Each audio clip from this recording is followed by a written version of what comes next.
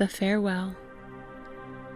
A month passed, and the flag of their exile was seen flying in the bay. The same hour the chief's horses were put to, the carts were loaded, their last things gathered. Few farewells had to be made, for the whole clan, except 2 that had gone to the bad, turned out at the minute appointed. The chief arranged them in marching column.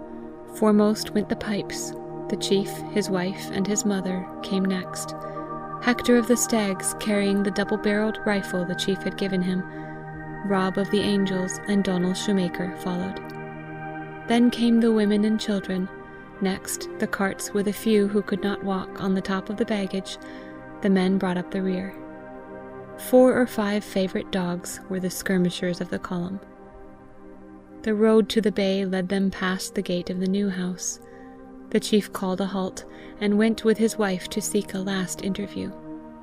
Mr. Peregrine Palmer kept his room, but Mrs. Palmer bade her daughter a loving farewell, more relieved than she cared to show that the cause of so much discomfort was going so far away. The children wept.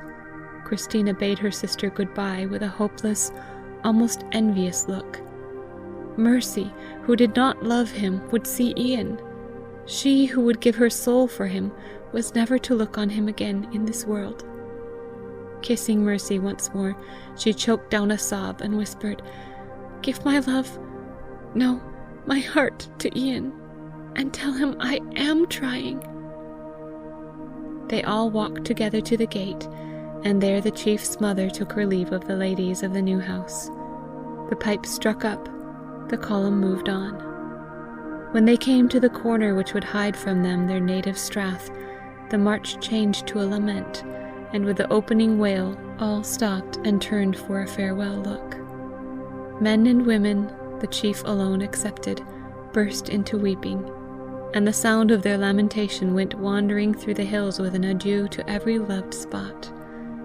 And this was what the pipes said: "We shall never see you more, never more, never more, till the sea be dry, and the world be bare, and the dews have ceased to fall, and the rivers have ceased to run. We shall never see you more, never more, never more." They stood and gazed, and the pipes went on lamenting, and the women went on weeping. "This is heathenish," said Alister to himself, and stopped the piper. "My friends," he cried, in Gaelic of course, "look at me, my eyes are dry. Where Jesus, the Son of God, is, there is my home. He is here, and he is over the sea, and my home is everywhere. I have lost my land and my country, but I take with me my people, and make no moan over my exile. Hearts are more than hills.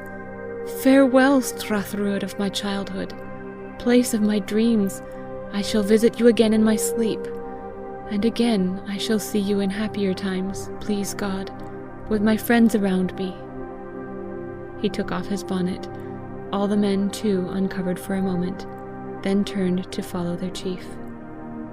The pipes struck up Macramon's lament, "Till and crowd a Donkide, turn the kine, Duncan." Not one looked behind him again till they reached the shore. There, out in the bay, the biggest ship any of the clan had ever seen was waiting to receive them. When Mr. Peregrine Palmer saw that the land might in truth be for sale, he would gladly have bought it, but found to his chagrin that he was too late. It was just like the fellow, he said, to mock him with a chance of buying it. He took care to come himself, and not send a man he could have believed. The clan throve in the clearings of the pine forests. The hillmen stared at their harvests as if they saw them growing. Their many children were strong and healthy, and called Scotland their home. In an outlying and barren part of the chief's land, they came upon rock oil. It was so plentiful that as soon as carriage became possible, the chief and his people began to grow rich. News came to them that Mr. Peregrine Palmer was in difficulties, and desirous of parting with his Highland estate. The chief was now able to buy it 10 times over. He gave his agent in London directions to secure it for him, with any other land conterminous that might come into the market. But he would not at once return to occupy it, for his mother dreaded the sea and thought to start soon for another home. Also, he would rather have his boys grow where they were, and as men face the temptations beyond. Where could they find such teaching as that of their Uncle Ian? Both father and uncle would have them alive before encountering what the world calls life.